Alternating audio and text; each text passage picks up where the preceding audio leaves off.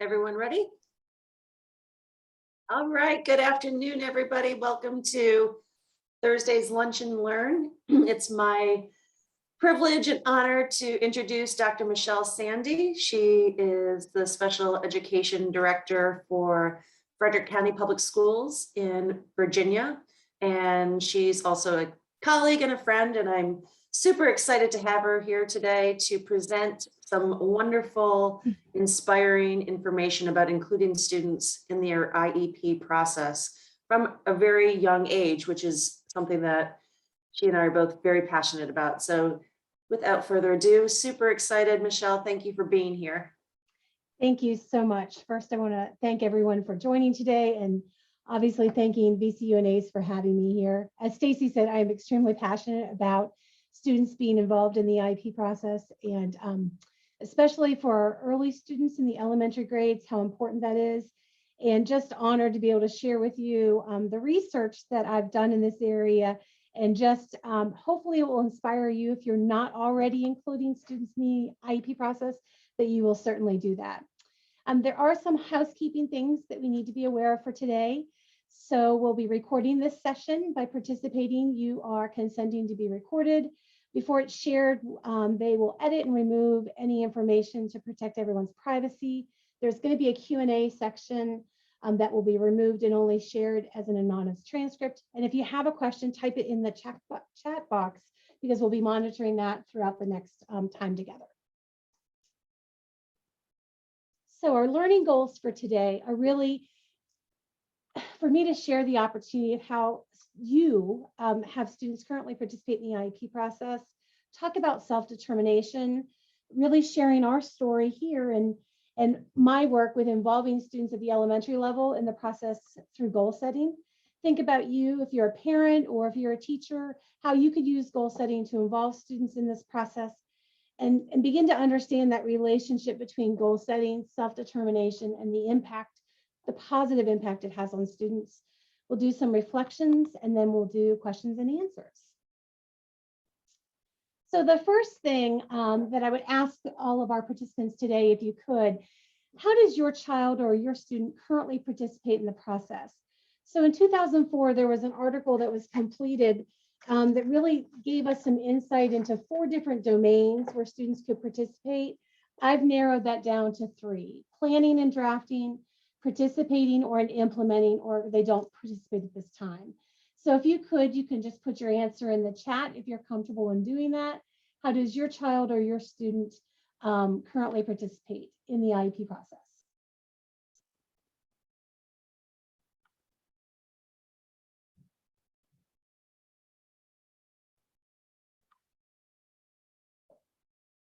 So it looks like some may not be participating at all. So if they don't, then this is definitely the show for you, because we're going to talk about how important that is for our students and what we can do. When we think about at least my compelling why, it's really important for us to include them. And when we think about the IEP and the goal setting process, that is a natural fit for our students to be involved either in implementation or establishing what their goals are. So when you think about why it's important, this really helps define my why for me, because in our division, we are working on all students through pre-K through 12 being involved in some form or fashion in the IEP process, because it's important.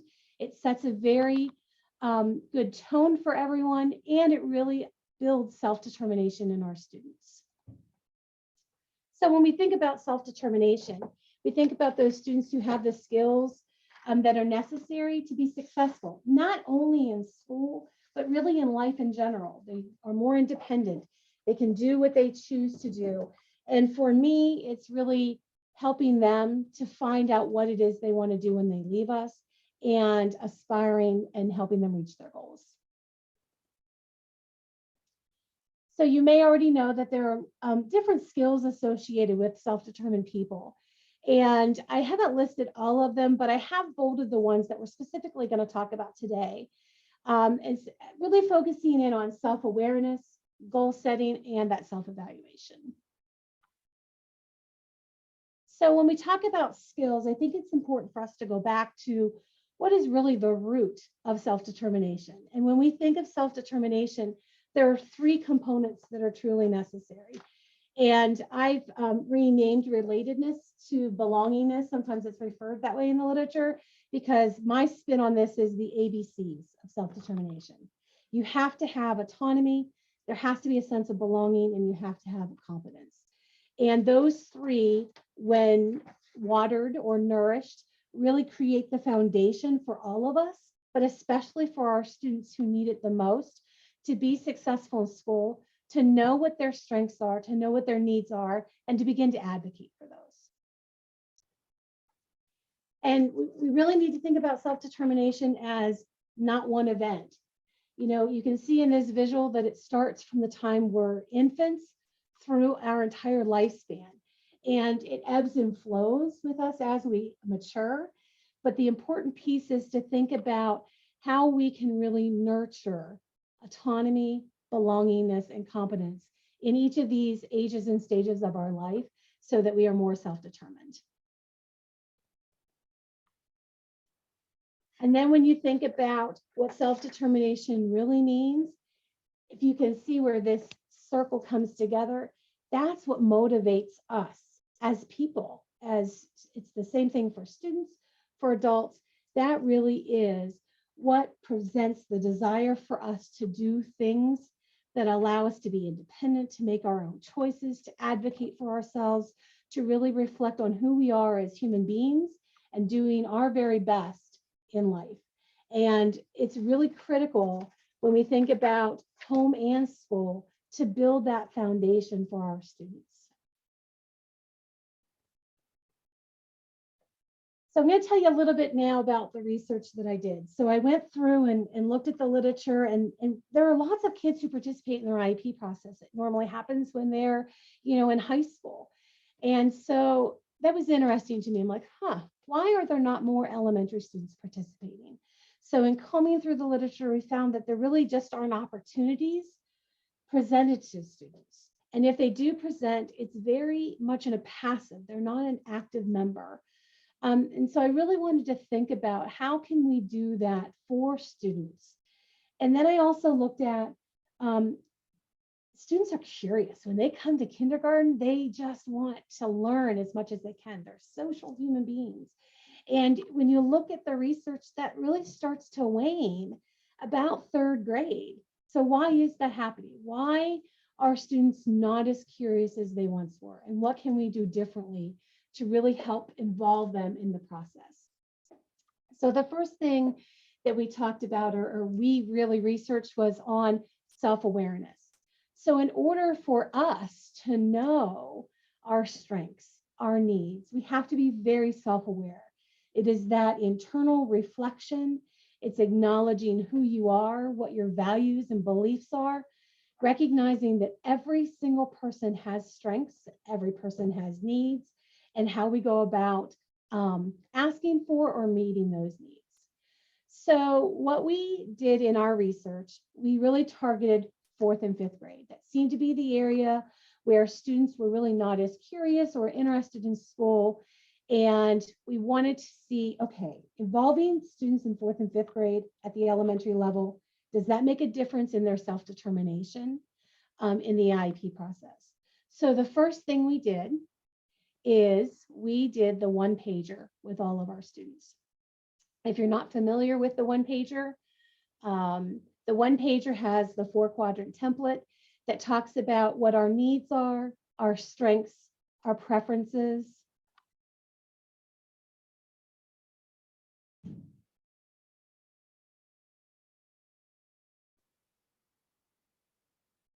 Hold on one second.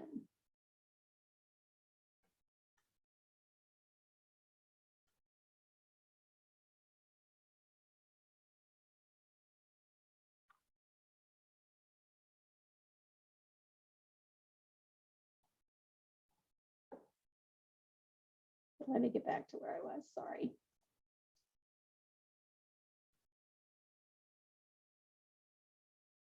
So the 4 quadrants, really helping students to identify what their strengths are, what their needs, their preferences, and their interests. And so that took some time for them to really think, okay, What is the difference between a need and a preference? What are my actual strengths? And so all of our students completed that as the first part of our research, because it's really important to know who you are and what your interests are, as well as what are areas you want to grow in before you can set a goal. And then came the exciting part for our kids. We moved into the goal setting and attainment. And so what we did with our students, and there were 50 some students that were involved in this process, is we gave them a copy of one of their IEP goals. We focused in on the area of reading. And so what they did is we did a lesson with them. We taught them what their reading goal was. We talked about what that meant. We talked about what they felt in terms of where they were in their reading goal. And then we helped them to set a goal for themselves. And just like in any goal setting, we want to make sure it's smart. So we worked with each of our students on what is the specific piece. How are we going to measure this? How are you going to know as a student whether you've achieved it? Is it realistic within the time frame that we are using for you to do that? And what happens if we don't meet our goal? What will we do next? And so using that IEP goal, and this is actually the one pager, sorry, but we used the goal setting tool, and the students actually put in their specific goal. It talked about who was going to help them achieve their goal, what they thought the timeline would be for that. And all of these tools are on the Undetermined site for that. And they really were focused in on, okay, here's my IEP goal. I need to make meaning of this for me as an individual, and how am I going to set my goal for myself? And they did that. It was so excited to hear from my colleagues who were working with the students, because many of them were not sure. They knew they were working on reading, and they knew they worked with a particular teacher, but they didn't have a real understanding of what the goal was from the IEP team. And so then what we did is the students each week would monitor their progress. They would use the goal that they've created. They would progress monitor to see where they were on their particular goal. And they would engage in a reflection to see what they needed to do differently to make sure that they were on target, or what they would do differently to adjust their motivation, or what that might mean for them to reach their goal. And so that really was the student progress monitoring. So each week we had the students identify whether they felt that self-evaluation part, whether they were making progress toward their goal. I'm not making progress, I'm not sure, I'm making a little progress, I'm making good progress, or I'm on my way to reaching my goal. And then there were also some prompts and questions that we asked them that really had them go back and think about, okay, so if I'm making progress, what do I need to do next? What are my next steps? If I'm not making progress, what do I need to do differently? Because clearly I'm not going to hit the mark that I need to. So how can I adjust my thinking to make sure that I'm on target for this reading goal? And so they did that for an entire 9 weeks. They met with their teacher. They talked about their progress monitoring. They engaged in that conversation. She provided, or he provided, feedback to them. And then the students went back and each week would do their weekly progress monitoring. And so then after 9 weeks, we really wanted to see, well, what were the results of having students in the 4th and 5th grade involved in this process? And so I think it's important, what you see here on this graph, we did a pre-test with all of the students just to see where they were in their self-determination skills. And we did this with 2 groups. So the group that I was talking about obviously is our intervention group, but we also had a comparison group. And what we looked at is we wanted to make sure that our comparison groups were pretty equal with one another. So if we're working with students with specific learning disabilities in certain schools, we want to make sure there's a match for those same students. We want to make sure that each of them are identified as having a disability in the area of reading, and we want to make sure there are reading goals in their IEP. So you can see from this graph that first time that they were tested in the pre-test, they were pretty close in their self-determination skills. But then at the end of just 9 weeks, you can see the difference between the two. And those students who were part of the intervention group, who created their own goal, who were drawing meaning from their goal and making progress, it really did make a difference for them, such that the students who were not involved with that, you can see that their self-determination was not built. So a couple things that says to me. So even though the teacher is working with them, that fundamental piece of self-determination with autonomy, belongingness, and also competence, for whatever reason, that wasn't being built for the students who weren't participating in the goal setting. Students who actually participated in the goal setting, you're starting to see this sense of self-determination come out in them. It'd be really interesting to me to see if we did this over, more than 9 weeks. This was just a 9-week time frame. And you can see that it's starting to make a difference in how students feel about their ability and just their overall self-determination skills. So what was also interesting is the progress monitoring that I talked about. So we really wanted to see, okay, so where are our students in progress monitoring?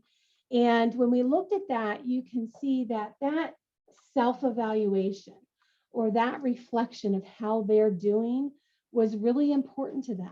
They started to make a difference in how they felt about what they were doing with progress monitoring. They were able to adjust how they thought about things and how they were going to meet their goal.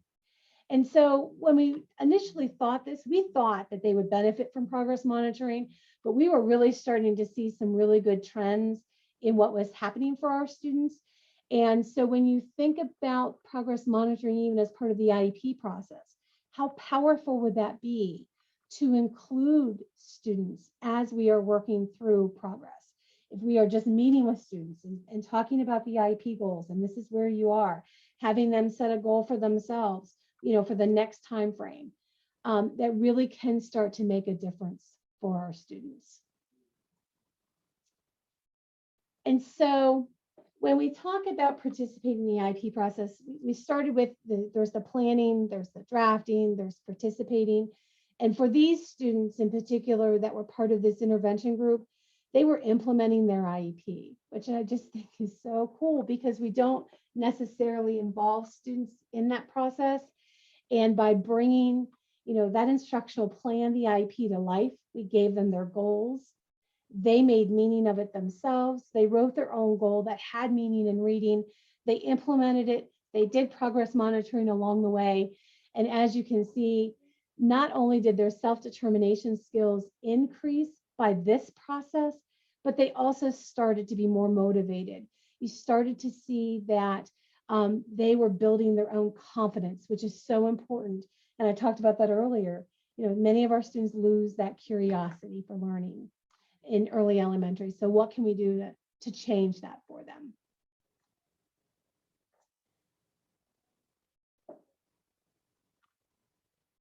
So really what I was planning to do, and I'm not going to be able to have you do this, is when you think about involving students in the IEP process and you think about early on, I believe firmly that there is a place for every student pre-K through 12 to participate. In fact, our division feels very strongly that by 12th grade or even those high school years, students need to be leading their own process. And we're working toward that. So if you have not had your children participate before, I would ask, just based on really what we did with this research, what is one thing that you took from today? Maybe it inspired you to think about the IEP process in a different way and how you might include students.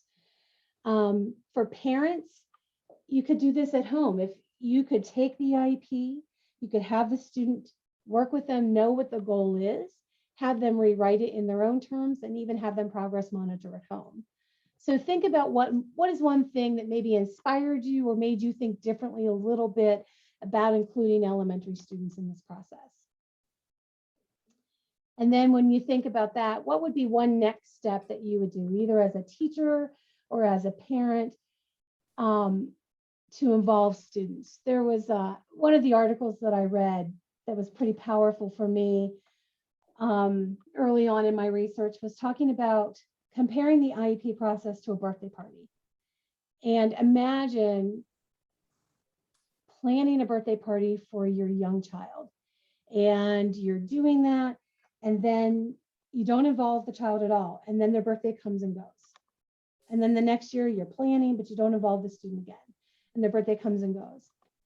And then by the time they're 13, 14, you finally are bringing them to the table to plan their party. And they're like, wait, why did you leave me out of this process, this planning process all of those years before? What makes you think that now that I'm a teenager, I want to be part of that? And so there was this comparison to the IEP process that really resonated and really like spoke to my heart of why we really need to think about including kids earlier on in this process and believe in our students to do that. So when you think about those things, is there anything that resonated with you today or things, next steps that you would want to take? Michelle, I'm just going to jump in since I'm just sort of the only one that's gotten into the chat so far. But I just, it makes so much sense to me that this would be happening. And one of the people earlier up in the chat said, they're present, the child might be present, but she wouldn't have said engaged. Involvement. Yep. And involved.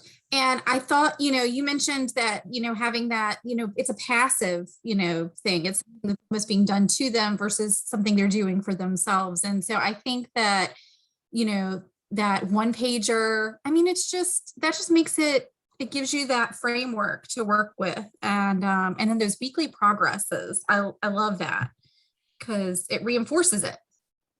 Well, and it's funny to me, we call it the individualized education plan program for a reason, and it's all about the student. Yet, why is it that we leave the student out of the process? And it's funny that you say that, Katie, because that was really part of what I even wrote. Like, we have to stop doing school to kids and let's involve them. Let's partner them. Let's believe in them, that they know who they are as individuals. They know what their strengths are. They know what their needs are, and really start to teach them how to advocate for that in a positive way that allows them to be more self-determined. To me, this is what we need to be doing as educators. This is what we should be doing as parents to help our kids be independent. Absolutely. And if there's other folks that want to comment in the chat here about something they learned today or something that just stood out to them from what Michelle's research was, please add it. Oh, we've got something popping in there now. Okay, so, they're coming in fast now. The first item here, it says that as a school social worker, she attempted to bring the student into the meeting room before anyone else arrived, because it's kind of overwhelming to them to enter the room with all these people kind of sitting at the table. But, that's a good point. I hadn't thought about that. And I'm telling you what, I've had students who've had to participate in board meetings before. And I think that's a really good point. Like, I would take them into the board meeting, and I would have like different cardboard, cutouts of our board members on the dais and have them kind of, focus on what they were going to say to them and practice that. And so I think that's really important. If you're going to bring the student in, it's really necessary for them to understand the environment. So if it's in the conference room or wherever it is, let's bring them to that. Let's practice what that is. Let's set them up for that success so that they know. And again, developmentally, it may only be appropriate for them to introduce themselves, thank everyone for coming and talk about their strengths, and then they're leaving. And maybe that's, kindergarten level. That's totally fine. But what can we do to, incrementally build their participation so that they understand the process and they become drivers of it? Absolutely. And another question came in, is what was the buy-in to get students to participate and get parents on board too? What was the impact of the IEP meeting when the student presented their one pager? So Buy-in from parents, I can tell you from my perspective, we've been deeply invested and I'm determined in our division. We have been doing mini summits for 10 years, and we have a very strong SEAC here who totally support this idea. So I'm very blessed to have all of those people rallying for this. And so for parents, the other thing that we do in our division, and we just did one on Monday, we focus on outreach. And so we had a parent and her son, who's now a junior, talk to parents. And they used the example of, and I won't remember the name of the book, I think it's The Giraffe That Couldn't Dance, but they use that to really help this parent start to talk about her child's disability. And he has some pretty complex needs. And it wasn't focusing necessarily on his disability, but was focusing on all the things that he does well. And then, yes, we have to, there are certain things that you might struggle with, but that doesn't mean that you can't achieve those. And then it was a real tearful moment because she said when he was younger, and I watched this boy grow up, so that was pretty powerful for me, that there were things that she didn't think he'd be able to do, that he has overcome all of those things. And he is now an advocate. He reminds his teachers of what his accommodations are. So, for the parents that are out there, and I am a parent, but I am not a parent of a child with a different ability. So I can't speak from that perspective. But I can tell you that I work with a lot of parents, and your kids best. And so this parent really used stories, literature, to really start to have that conversation early on with him, and then to expand that this doesn't define you. And then how can we focus on all of those things that are your strengths, and how do you capitalize on that? How do you socialize with others? So if you're a parent, again, not my perspective, but I can tell you that the parent that spoke Monday, she was willing to give all different types of story books to our parents that they could use to start to have that conversation. Great. And I think you get parents on board because it's an emotional thing, right? It sets a different tone too when you have children there, and it really allows them, everyone around that table cares about that student. That's the student-centered piece of it. So it's really important that we make sure that we're all comfortable with that, and we've kind of set the tone in a very positive way. And it's all about students, and that's the only reason that I come to work every day is for kids, and that's important. So the next question is, do I intend to follow them until they graduate? And working with self-determination. So we're going to talk about that first one. Yes, absolutely.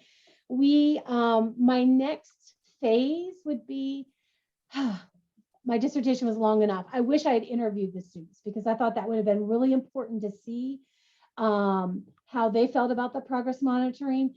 So now I have an opportunity where I can just go back and start talking with kids who are involved in the IEP process through goal setting. We're very unique in this division that we've embraced self-determined learning for all students. And so we're really starting to do this work with all to really have learning experiences that build on that fundamental piece of autonomy, relatedness, and competence. And so I will be following up with those students. We want to build that capacity. So right now what we're doing is we're gathering information from teachers, parents, different stakeholders. And then our ultimate goal is to really work together in this division on what does being involved in the IEP process look like for a kindergartner, for a first grader, and start to use design determined tools and create that continuum here in our division. So that's one of the things that we're working on. And again, I feel very, very blessed to have such support from the parents in our community and our teachers who buy into this. And how could you not when you see the excitement on kids' faces?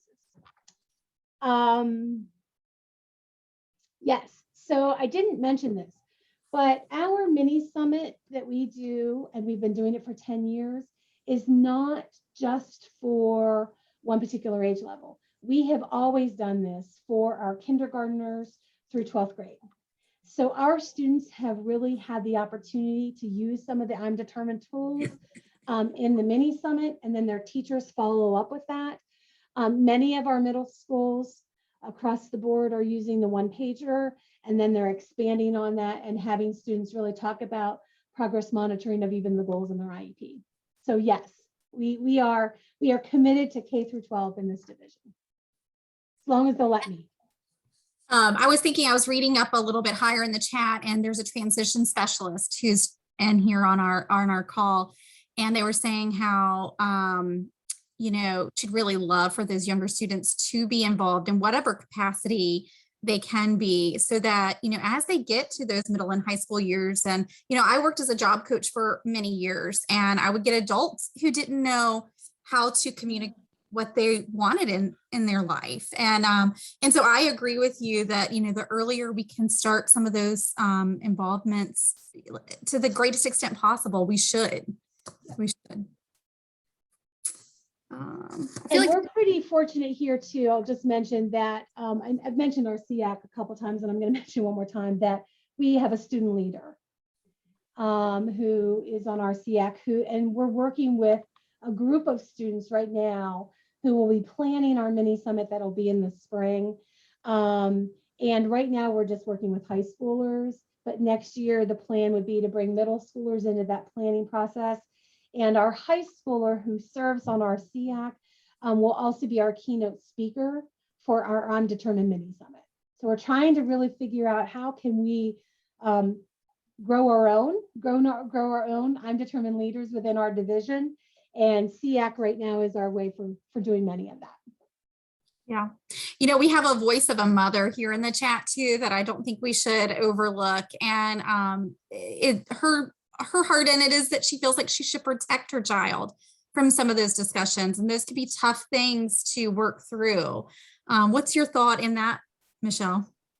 I have no doubt that as a parent, that is tough for you to work through. And what I would do is really encourage you know your child better than anyone. And maybe it's just focusing in on some of the things that they do really well and pointing those out, or even when they try something new for the first time and they're not successful, we should be celebrating that as well, because that's part of learning, and that's what builds grit and resiliency in our kids. And maybe if you can see through even, and I'm going to use the parent who did such a good job Monday night, even through some literature and just reading a story and just talking about things, that maybe that will be part of the conversation with your child. She mentioned, and I had to, talked with them about how you could build this in your children at home, and really carving out that time specifically for your child. And so they take walks together. And it's very interesting to me that that's where he really opens up about certain things, maybe that are concerning to him, or could be some things that he struggles with. And so as a parent, that's how she's found that avenue for him. But I would say as a parent, you need to trust your gut. And that's not scientifically researched at all, but trust your gut and start small and just build that relationship. Because when you think of self-determination, our own children need to have autonomy. They need to have that belongingness to us, and they need to be competent. They have to have confidence. So as you work on those things, maybe it'll become more naturally to you. That's probably not a very good answer, sorry, but that's how I would approach it. And maybe there's something into, I think I heard you say this earlier, Michelle, about, maybe the child is only involved with it for a small portion of the time, where maybe we are talking about the strengths and not maybe as much about the supports. Yep. Maybe that's how you sort of gently get the kiddo involved there. And I will tell you, like for some of our students, like even just our elementary principals were thinking, well, yes, strengths, preferences, but that may be even too heavy language, vocabulary for some of our younger kids. So rename it. It doesn't have to be, strengths, weak preferences. Name it whatever you want. It could be pictures. It could be whatever you want, and just have the child express that. That does a couple things. One, oral communication or communicating just with others. And two, it really, when you rehearse things yourself, they start to believe it. So when I'm talking about my own strengths, I actually start to believe I have some. It's the same thing for our kids. So maybe that's how you start, is just really small with that piece. Yep. A couple new things started to come in here. I think one was talking about how, having kids to share their story to help others along that may not be as far along in that path. I think the same is true for parents. I think those conversations among parents are really important too. And I was reading through here, the whole family can fill out a one-pager. We have had outreach events for families for years. And so what we would do is we would have a parent who was one of our parents would fill out the one-pager. They would share it with other parents, and then parents would go through that. Our kids would be in another room working with our teachers on doing the same thing. And then we bring them together and they would talk about that with their mom or their dad. The best one was when we did the Good Day Plan, because I also had my own children who are now adults do that for me. And one of the things that they made very clear, in order for their mother to have a good day, was to have coffee. But in essence, it was also for them to have a good day, because without coffee, I was probably not the best mom. So I think that's great, using that as a game. We talk about that all the time, even through board games, just in conversation with kids. You can start to, just engage in ways that make them feel good about themselves, but yet also address some of the things that they might struggle with.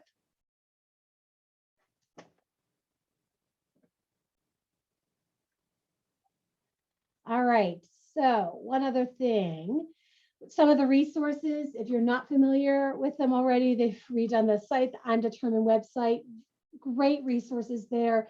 If you're a parent and you're just not sure, there's videos for you on how to even broach the conversation with your child. We use all of that, the Parent Pathway to Success, and then the Toolbox has a lot of really useful resources for you, whether you are a school employee or a parent, to use there as well. And then upcoming, we have a recorded one, rebroadcast, which will be 11/4 with Dr. Paige Carter. You can see that it's teachers as instructional leaders building those professional, exemplary teacher paraprofessional teams. So any questions or anything else? And I'm just going to apologize for being a little nervous at the beginning. I've not done this ever before, other than when I presented my research. So I appreciate you all being very patient and kind. What I hope came through is how important this is for our kids. And until we can teach them how to advocate for themselves, we are their advocates. And every kid really needs, every student needs to have the skills necessary to be determined. They need to have learning opportunities that allow them to reach their dreams and goals, because that's what it's all about. So I appreciate your time. Any questions that you have for me that you've not already put in the chat, I'm happy to try and answer them. And the only thing I would say too is, and I didn't put my contact information, but if you have any questions, whether you're a parent or you work in a school division, go to Frederick County Public Schools. I'm the director, Michelle Sandy, and I would love to talk with you more about this. If you couldn't tell, this is truly what drives my work. Awesome. All right, thank you so much. All right. Thanks, everybody. Have a great day.